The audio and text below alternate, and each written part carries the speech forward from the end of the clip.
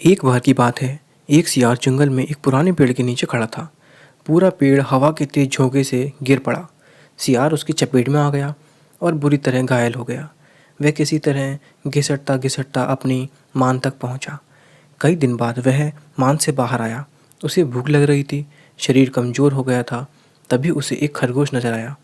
उसे दबोचने के लिए वह झपटा। सियार कुछ दूर भागकर हाँफने लगा। उसके शरीर में जान ही कहाँ रह गई थी।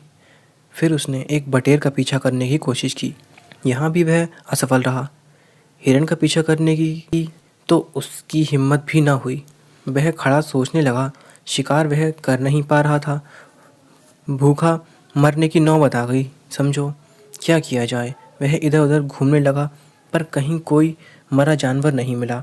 घूमता घूमता वह एक बस्ती में आ गया। उसने सोचा शायद कोई मुर्गी या उसका बच्चा हाथ लग जाए। सो वह इधर उधर गलियों में घूमने लगा। तभी कुत्ते भौं भौं करके उसके पीछे पड़ गए। सियार को जान बचाने के लिए भागना पड़ा। गलियों में घुसकर उसको छकाने की कोशिश करने लगा, पर कुत्ते तो कस्बे के गली गली से परिचित थे। सियार के पीछे पड़े कुत्तों की टोली बढ़ती जा रही थी और सियार के कमज़ोर शरीर का बल समाप्त होता जा रहा था। सियार भागता हुआ रंगरेजों की बस्ती में आ पहुंचा था। वहां उसे एक घर के सामने एक बड़ा ड्रम नजर आया। वह जान बचाने के लिए उसी ड्रम में कूद पड़ा। ड्रम में रंगरेज ने कपड़े रंगने के लिए रंग घोल रखा था। कुत्तों का टोला भौंकता चला गया। सियार सांस रोककर रंग में डूबा रहा। वह केवल सांस लेने के लिए ही अपनी थूथनी बाहर निकालता। जब उसे पूरा यकीन हो गया कि अब वह कोई खतरा नहीं है, तो वह बाहर निकला। वह रंग में भीग चुका था। जंगल में पहुंचकर उसने देखा कि उसके शरीर का सारा रंग हरा हो गया है। उस ड्रम में रंगरेज ने हरा रंग घोल रखा था। उसके हरे रंग को जो भी जंगली जीव देखता वह भयभीत हो जाता। उनको खौफ से कांपते देखकर रंगे सियार के दुष्ट दिमाग में एक योजना आई। रंगे सियार ने डरकर भागते जीवों को आवाज़ दी, भाइयों भागो मत, मेरी बात सुनो। उसकी बात सुनकर सभी भागते जानवर ठिठकते। उनके ठिठकने का रंग सियार ने फ़ायदा उठाया और बोला, देखो देखो, मेरा रंग ऐसा रंग किसी जानवर का धरती पर है नहीं ना। मतलब समझो, भगवान ने मुझे यह खास रंग देकर तुम्हारे पास भेजा है। तुम सब जानवरों को बुला लाओ तो मैं भगवान का संदेश सुनाऊं। उसकी बातों का सब पर गहरा प्रभाव पड़ा। वे जाकर जंगल के दूसरे सभी जानवरों को बुलाकर लाए। जब सब आ गए तो रंगा सियार एक ऊंचे पत्थर पर चढ़कर बोला, वन्य प्राणियों, प्रजापति ब्रह्मा ने मुझे खुद अपने हाथों से इस अलौकिक रंग का प्राणी बनाकर कहा कि संसार में जानवरों का कोई शासक नहीं है। तुम्हें जाकर जानवरों का राजा बनकर उनका कल्याण करना है। तुम्हारा नाम सम्राट कुकुदुम होगा। तीनों लोगों के वन्य जीव तुम्हारी प्रजा होंगे। अब तुम लोग अनाथ नहीं रहे। मेरी छत्रछाया में निर्भय होकर रहो। सभी जानवर वैसे ही सियार के अजीब रंग से चकराए हुए थे। उसकी बातों ने तो जादू का काम किया। शेर, बाघ व चीते की भी ऊपर की सांस ऊपर और नीचे की सांस नीचे रह गई। उसकी बात काटने की किसी में हिम्मत नहीं हुई।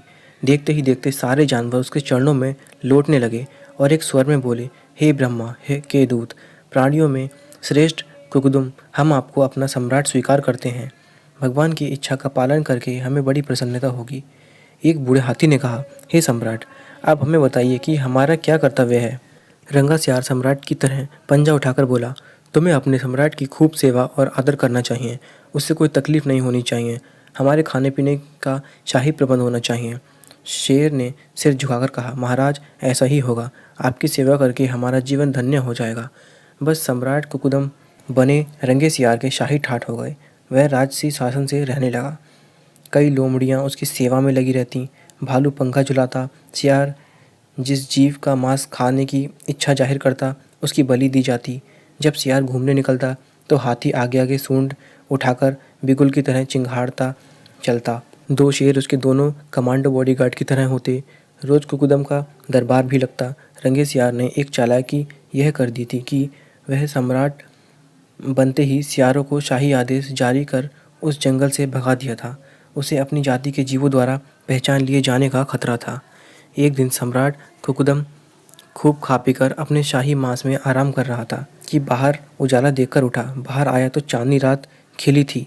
पास के जंगल में सियारों की टोलियां हू हू की बोली बोल रही थीं। उस आवाज़ को सुनते ही कुकुदम अपना आपा खो बैठा। उसके अंदर के जन्मजात स्वभाव ने जोर मारा और वह भी मुंह चांद की ओर उठाकर और सियारों के स्वर में मिलाकर हू हू करने लगा। शेर और बाघ ने उसे हू हू करते देख लिया।